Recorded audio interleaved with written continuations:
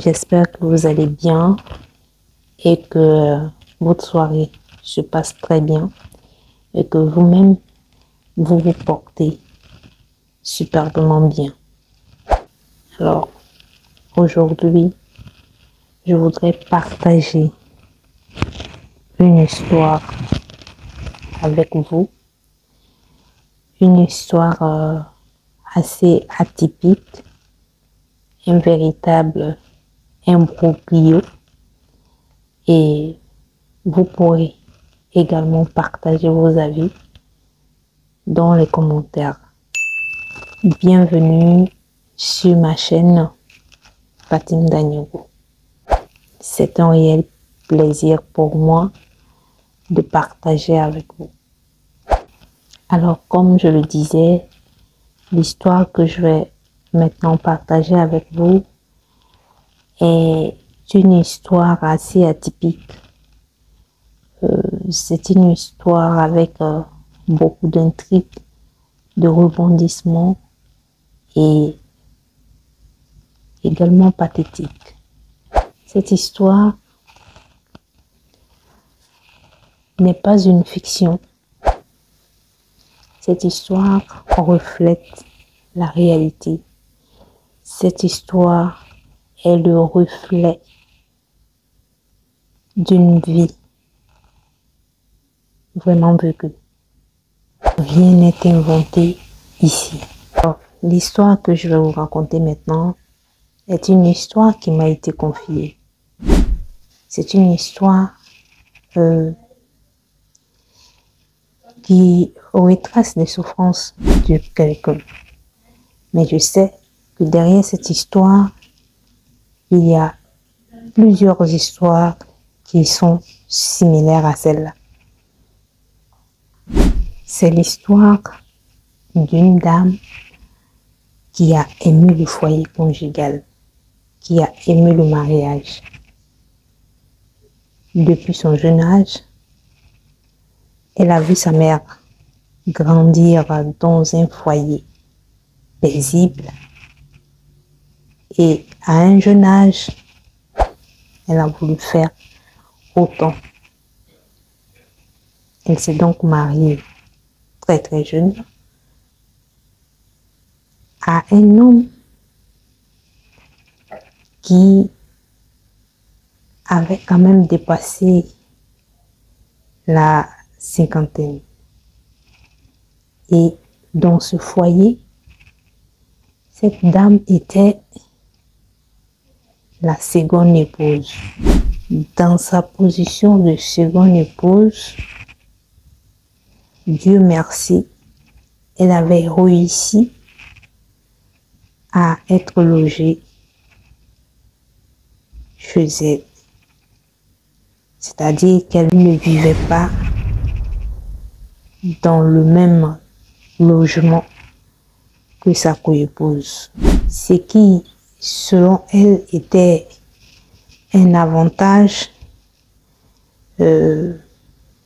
était une aubaine, une opportunité de pouvoir vivre paisiblement dans son foyer.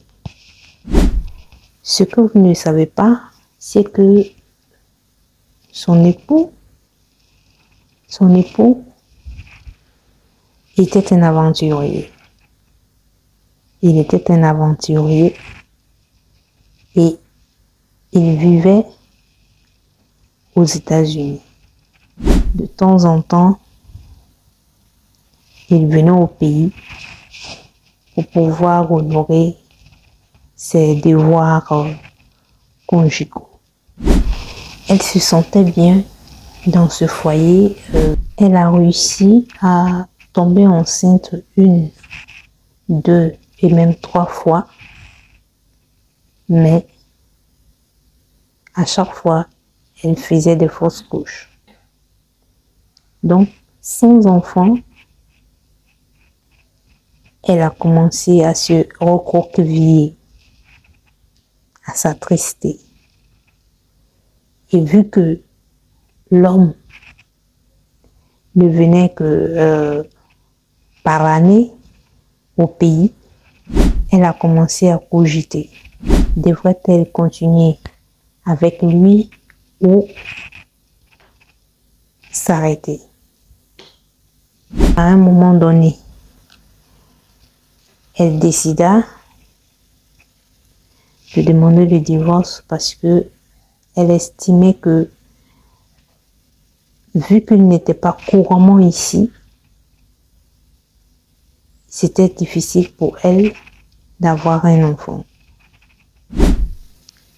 Elle demande le divorce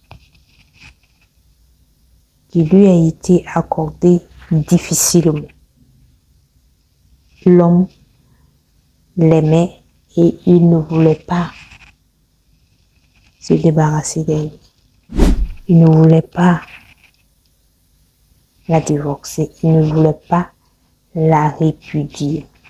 Après plusieurs interventions, le divorce fut prononcé et elle envisageait l'avenir. À la suite de cela, deux prétendants se présentent.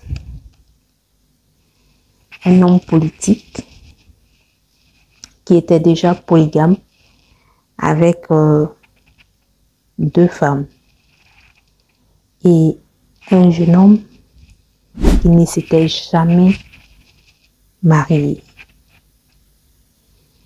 Et après 1000 réflexions, elle décida de se marier avec l'homme politique polygame. Parce qu'elle se disait que celui-là déjà avait une notion de ce que c'était le mariage. Or, en choisissant le plus jeune qui n'avait pas d'expérience à la matière, cela aurait pu lui créer des soucis. Elle choisit l'homme politique polygame et un peu âgé pour elle. Généralement, la dernière épouse est celle qui est plus aimée, adulée, qui est privilégiée, qui a beaucoup d'avantages, beaucoup de bénéfices. Et donc, elle se marie avec l'homme politique polygame. Après plusieurs années de mariage, voire même 10 ans, elle se retrouve dans une situation qui l'oblige à demander encore le divorce. Figurez-vous que pendant ces 10 années, elle n'a pas réussi à avoir un enfant.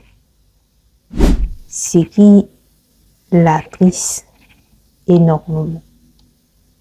Un véritable problème, depuis qu'elle est venue dans le foyer, elle a adopté une certaine attitude qui a amené son homme à s'éloigner d'elle.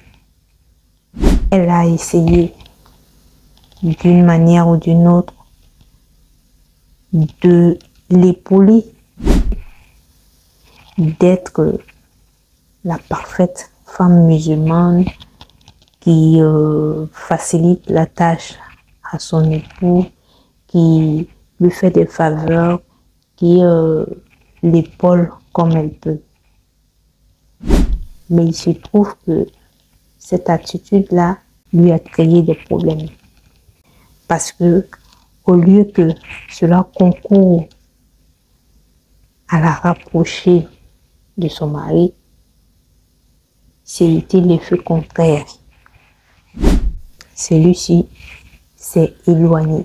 Puisqu'elle, après le mariage, elle a été domiciliée dans une autre ville, pendant que deux autres épouses se trouvaient à Abidjan. Le problème, c'est que elle est en train de perdre sa confiance en elle.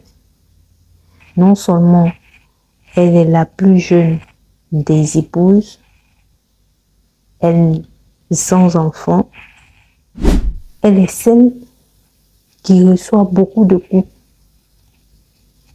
Elle est celle à qui on ne donne pas tous ses droits. Elle pense qu'elle est celle qui est maltraitée par l'homme. Elle se dit qu'elle n'a pas encore atteint ce niveau. Elle est encore jeune et elle a de l'avenir. Pourquoi venir se rabaisser à un tel niveau? Ce qu'elle voudrait faire, c'est de rendre le tablier et aller voir ailleurs. La petite goutte qui va déborder le vase, c'est que le monsieur a épousé une quatrième épouse. Et elle se rend compte que cette dernière, il épouse avec 2 enfants. Il lui trouve un travail.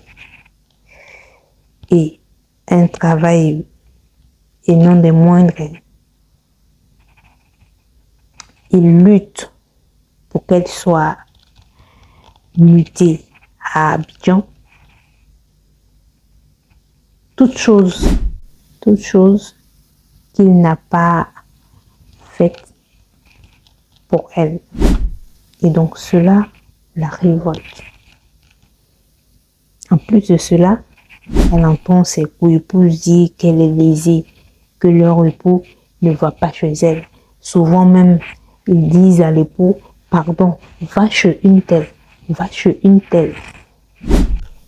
Elle en a marre. Elle en a marre. Parce que elle est une belle femme. Elle n'a pas d'enfant. Et elle pourrait avoir mieux.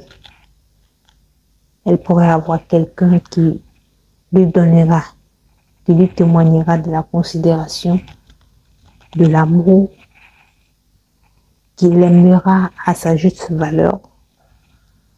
Et peut-être qu'elle aurait eu ses enfants qui hériteraient d'elle. Donc voilà l'histoire de la jeune dame. Donnez-moi vos avis en commentaire. Dites-moi ce que vous en pensez.